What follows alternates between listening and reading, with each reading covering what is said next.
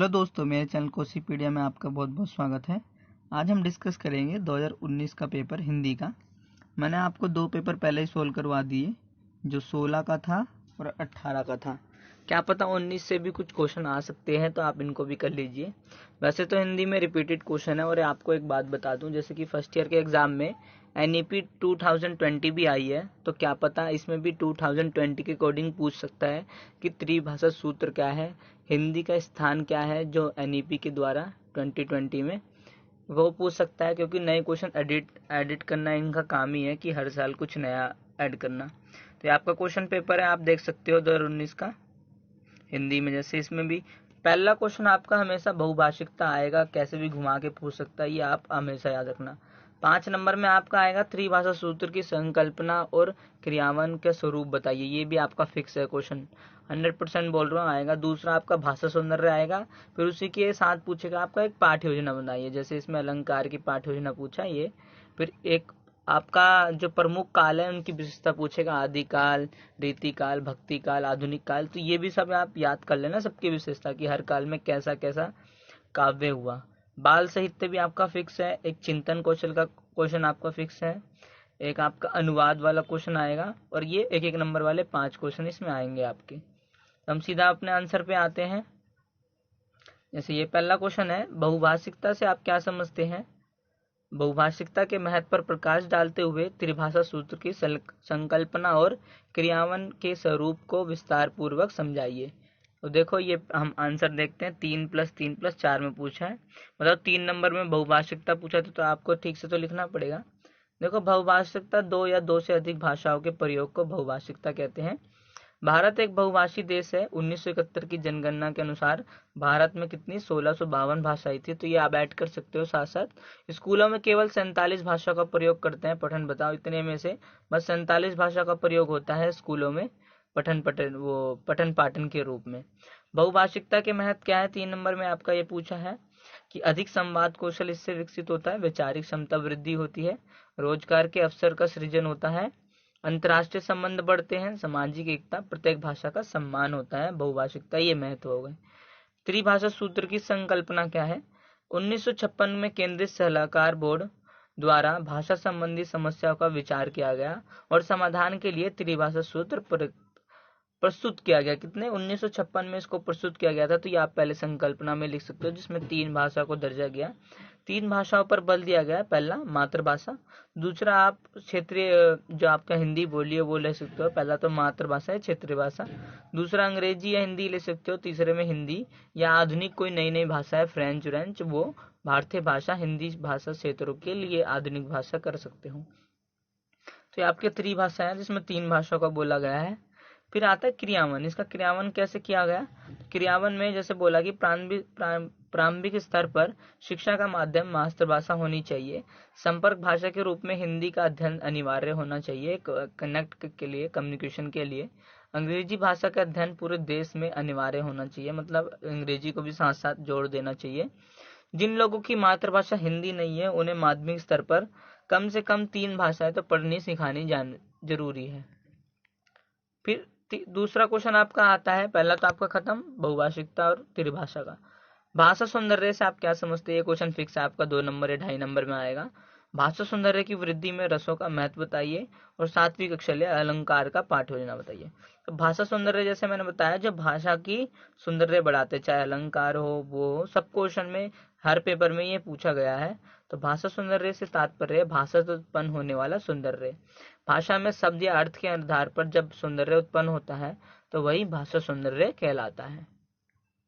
भाषा को सौंदर्य बढ़ाने में छंद, अलंकार, शब्द शक्तियां, मुहावरे, लोकगीत और रस इत्यादि की एक विशेष भूमिका होती है। अब रसों का महत्व क्या है? काव्य रचना हेतु अत्यंत आवश्यक। रसयुक्त काव्य की सार्थकता, काव्य का सौंदर्य बढ़ाना। काव्य को बढ़ा देते मतलब कविता की सुंदरता बढ़ा देता है। काव्य रचना हेतु अत्यंत आवश्यक होता है। और मैंने अलंकार की पाठ योजना आपको 2016 में दिखा दी थी, वही इसमें पूछा 7 मार्क्स में। तो ये आप लिख सकते हो 5 मार्क्स में। जैसे हिंदी साहित्य के इतिहास के प्रमुख कालों की क्या विशेषता? देखो फिर से क्वेश्चन आ गया, 18 में भी था।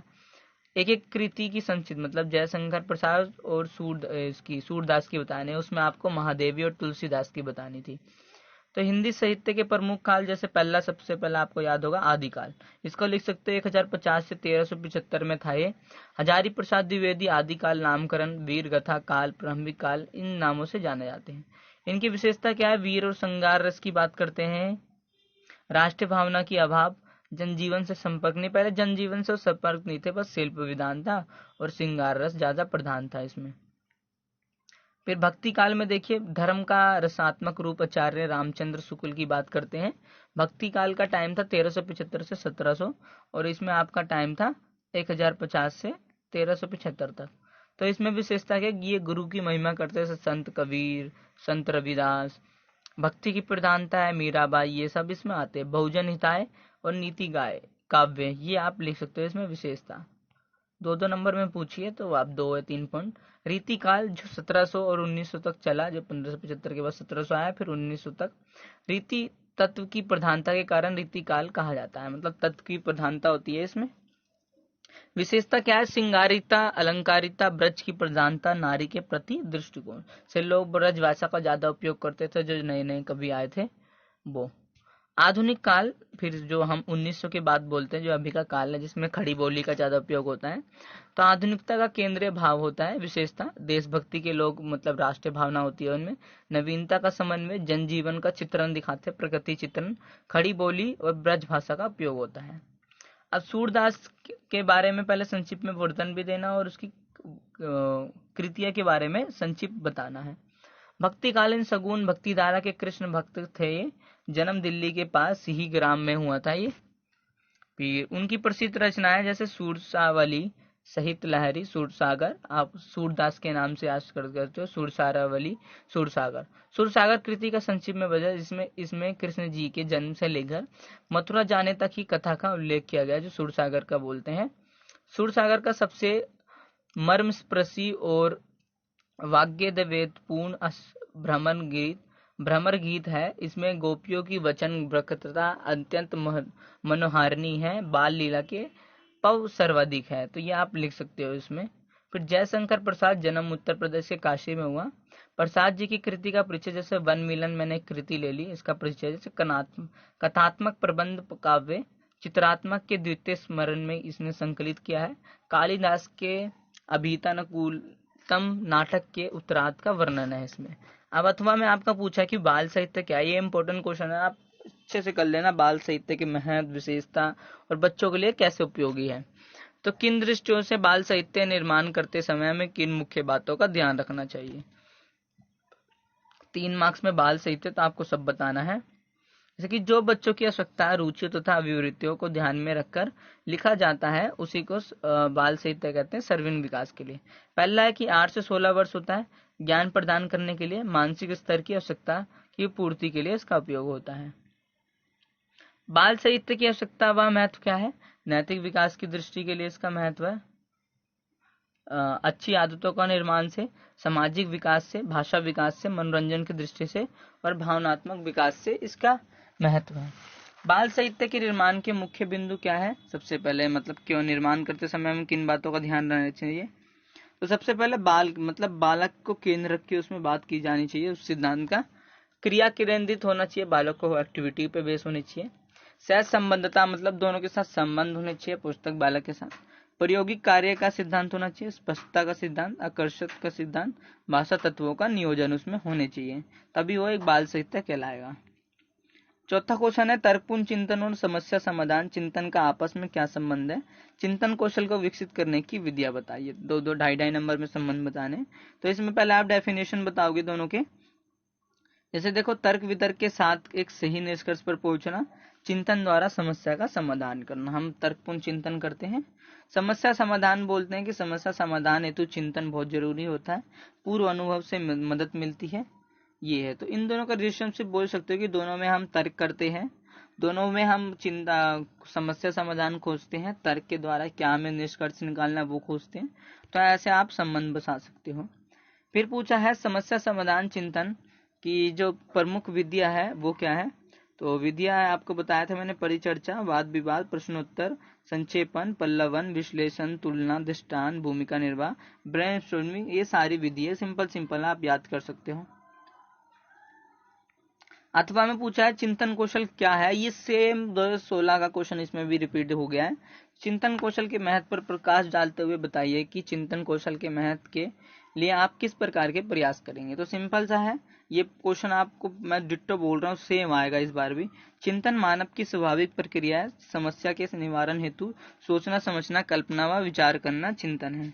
किसी भी कार्य से पूर्व परिणाम पर विचार तक क्रिया के अनुभव पर आना चिंतन है। चिंतन द्वारा अधिक अच्छा कार्य होता है। चिंतन का महत्व क्या है, समस्या समाधान की तत्परता में सहायक है, स्वयं प्रस्तुति में सहायक है, सृजनात्मक में वृद्धि, तर्क वितर्क में सहायक है, स्मरण शक्ति का विकास और समीक्षा व आलोचना करने में ये सहायक है।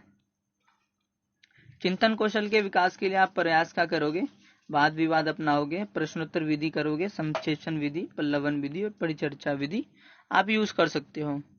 पांचवा क्वेश्चन है वैश्वीकरण क्या है, इसकी आवश्यकता क्यों है और हिंदी को विश्व भाषा बनाने के लिए हम किस प्रकार के उपाय करेंगे, करने की आवश्यकता है। देखो वैश्वीकरण क्या होता है, विश्व के लोगों का जुड़ाव, विश्व के लोग मिलकर समाज का निर्माण करते हैं। विश्व प्लस एकीकरण मतलब विश्व वैश्वीकरण होता है। आवश्यकता क्या है, संतुलन बनाए रखने के लिए इसकी आवश्यकता है, पर्यावरण संरक्षण के लिए, आर्थिक संरक्षण के लिए, स्वास्थ्य सुधार के लिए, प्रकृति संसाधनों के समान वितरण के लिए, तकनीकी शिक्षा के लिए इसकी आवश्यकता है। हिंदी को विश्वभाषा बनाने के लिए आप क्या क्या उपाय कर सकते हो। देखो मीडिया के द्वारा प्रचार प्रसार कर सकते हो, फिल्मों के द्वारा, व्यापार द्वारा, विदेशी विश्वविद्यालय द्वारा हम हिंदी को विश्वभाषा बना सकते हैं। अथवा अनुवाद से आप क्या समझते हो, अनुवाद की उपयोगिता किस दृष्टि से है, एक अच्छे अनुवादक की गुण। देखो ये भी सेम क्वेश्चन आ गया, मतलब रिपीटेड क्वेश्चन है सारे प्रीवियस ईयर में। एक भाषा में कही गई बातों को दूसरी भाषा में अभिव्यक्त करना ही अनुवाद है। स्रोत भाषा से लक्ष्य में अनुवाद समान अभिव्यक्ति होती है। ऑक्सफोर्ड इंग्लिश डिक्शनरी के अनुसार अनुवाद वह क्रिया है अथवा प्रक्रिया है जिसके द्वारा एक भाषा में कही गई बात को दूसरी भाषा में रूपांतरित किया जाता है। उपयोगिता क्या है, शिक्षा में स्तर विस्तार के लिए, कार्य के लिए मतलब शिक्षा में क्षेत्र में इसका उपयोग होता है, कार्यालय में क्योंकि बहुत सारे लैंग्वेज होते हैं, उद्योग में, संचार में, ज्ञान वृद्धि में, न्यायालय में बहुत जगह है इसका उपयोग होता है। एक अच्छा अनुवादक के गुण क्या है, स्रोत व लक्ष्य भाषा का समान अधिकार, अर्थबोध होना चाहिए, सृजनात्मक होना चाहिए, अनुवाद कार्य में निपुण होना चाहिए। अब अगला क्वेश्चन आता है भाग 2 जो 5 नंबर वाले हैं, एक वाले 5। तो इसमें पूछा उपसर्ग एवं प्रत्यय का सुधारण स्पष्ट करना है। तो उपसर्ग क्या होता है, उपसर्ग उन शब्दांशों को कहते हैं जो किसी शब्द के पहले जुड़कर उसके अर्थ या रूप में परिवर्तन ला देते हैं। जैसे आज जन्म प्लस अजन्म, आ जुड़ गया, इसमें से प्रत्यय जो बाद में लगते हैं उनको प्रत्यय कहते हैं और उनके अर्थ परिवर्तन को जोड़ देते हैं। मानव प्लसता, मानवता हो गया आपका। फिर पूछा है सवैया छंद को सुधारण सहित व्याख्या कीजिए। सवैया एक समछार्दिक वो होता है, समवर्णिक छंद है जिसमें 22 से 26 वर्णों तक के 4 चरणों वाले छंद होते हैं। उदाहरण धूरी भरे अति सोगिता स्थान जो तैसी घने सिरवान। अतिशोक्ति अलंकार के उदाहरण सहित वाक्य जहाँ किसी का वर्णन इतना बढ़ा चढ़ाकर करते हैं उसे अतिशोक्ति कहते हैं। और जैसे इतना रोया था मैं उस दिन ताल तलैया सब भर डाला, मतलब जितने भी तालाब है मैं भर डाला, मतलब बढ़ा चढ़ा के बात कर रहा है। मुहावरे व लोकगीतियों में सुधारण अंतर कीजिए। मुहावरे वो जो सामान्य अर्थ का त्याग कर किसी विशेष या लक्षण अर्थ प्रकट करते हैं। मुहावरा अरबी भाषा का शब्द है, दाल में काला होना ये मुहावरा है। लोकगीतियाँ, लोकगीता का घटना द्वारा हम वर्णन करते हैं, मुंह से निकली बात जिसका अन्य अर्थ हो, कहावत हो, उसको लोकगीतियाँ कहते हैं। फिर आपका आगे आता है क्वेश्चन, उदाहरण जैसे अंधों में काना राजा, तो आप लोकगीतियाँ लिख सकते हो।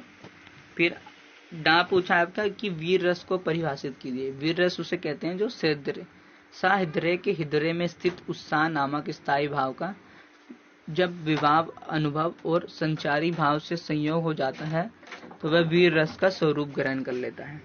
7वां क्वेश्चन है आपका, हिंदी भाषा के गुण और सीमाओं पर चर्चा करते हुए बताइए कि 2005 के अनुसार भाषा का स्वरूप क्या। देखो ये क्वेश्चन भी बिल्कुल सेम रिपीट हो गया।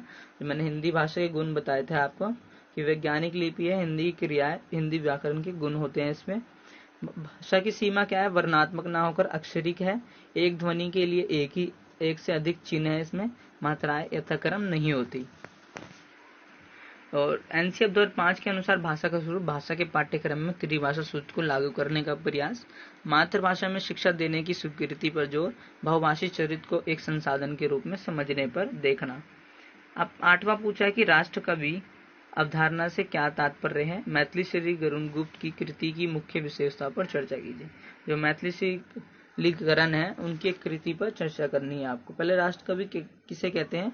जो राष्ट्र के लिए काम करते हैं, राष्ट्र की भावना होती है जिनमें, जिन कवियों में राष्ट्र की भावना से ओतप्रोत रचनाएं होती है, इससे उनको राष्ट्र कवि कहा गया। 2 नंबर में और बड़ा चढ़ा के थोड़ा लिख सकते हो आप।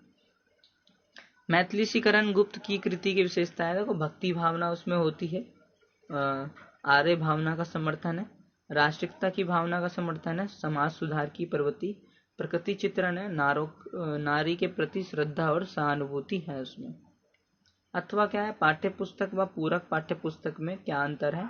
एक पाठ्य पुस्तक की सूचना करते समय हम किन किन बातों का ध्यान रखना चाहिए। देखो पाठ्य पुस्तक किसी विशेष की मुख्य पुस्तक है, जो पाठ्य पुस्तक कहते हैं किसी भी सब्जेक्ट की एक पुस्तक हो सकती है, इसका अध्ययन बड़ी गंभीरता से किया जाता है। पूरक पाठ्य पुस्तक यह पाठ्य पुस्तक के अनुरूप होती है, विषय विशेष की पाठ्य पुस्तक के पूरक अध्ययन के लिए इसका उपयोग किया जाता है। मतलब पाठ्य पुस्तक के अध्ययन के लिए किसी अन्य पाठ्य पुस्तक का उपयोग करते हैं, उसे सप्लीमेंट्री मटेरियल भी कहते हैं। अब पाठ्य पुस्तक की रचना करते समय निम्न बातों को ध्यान में रखना चाहिए। शैक्षिक उद्देश्यों के अनुरूप पाठ्य, ये थोड़ा ब्लर हो गया है, और जीवन में सह संबंध का सिद्धांत होना चाहिए, व्यक्तिगत का निर्माण, विविधता, क्रमबद्धता, राष्ट्रीयता, ये सब होनी चाहिए। एक पाठ्य पुस्तक के निर्माण करते समय हमें इन बातों का ध्यान रखना चाहिए। 9वां क्वेश्चन है, आलोचनात्मक व सृजनात्मक चिंतन से आप क्या समझते हैं? सृजनात्मक चिंतन को विकसित करने के लिए कक्षा में किस प्रकार के सहगामी क्रियाएं आप करा सकते हैं? देखो आलोचनात्मक चिंतन जिसमें आलोचना की जाती है, उसके सही गलत की बात की जाती है। किसी भी चीज को स्वीकार करने से पहले परखना कि वो सही और गलत क्या है उसका। सृजनात्मक चिंतन जिसमें हम कई चीजों को सोचते हैं, नई नई चीजों, रचनाओं, विचारों को उत्पन्न करना सृजनात्मक है। कल्पना द्वारा प्रदत्त सृजनात्मक चिंतन विकसित करने के लिए कराई जाने वाली सहगामी क्रियाएं देखो कौन कौन सी हो सकती है। छात्रों में रचना के प्रति आत्मविश्वास पैदा करना, छात्रों को सृजन करने के लिए अधिक से अधिक अवसर प्रदान करना। इसमें आप रोल प्ले करा सकते हो, वाद विवाद करा सकते हो, कुछ हिंदी की गतिविधियां करा सकते हो। 10वां क्वेश्चन है आपका, क्रियात्मक अनुसंधान का अर्थ व महत्व की दृष्टि से है। आपके अनुसार भाषा में को किस क्षेत्र में क्रियात्मक अनुसंधान की आवश्यकता होती है? देखो समस्या समाधान की एक चिंतन व प्रगतिशील प्रक्रिया है, क्रिया द्वारा सीखने की बात करता है।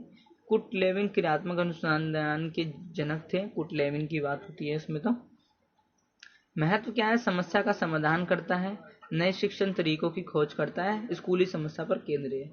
क्रियात्मक अनुसंधान के क्षेत्र है शैक्षिक, पाठ्यक्रम समष्टि, सामाजिकता, मूल्यांकन। इसमें आप कह सकते हो, इसने पूछा है कि किस किस क्षेत्र में क्रियात्मक अनुसंधान हो सकता है। भाषा में जैसे कि भाषा संबंधी विकार, व्याकरण संबंधी कठिनाई, वाचन संबंधी कठिनाई, तो इसमें आप क्षेत्र यूज कर सकते हो। अब पाठ्य पुस्तक समीक्षा क्या है? जो हम टेक्स्ट बुक्स एनालाइज बनाते हैं वो क्या है, उसकी आवश्यकता क्यों है? एक पाठ्य पुस्तक समीक्षा करते हैं आप किन बिंदुओं पर ध्यान रखोगे? देखो पाठ्य पुस्तक समीक्षा का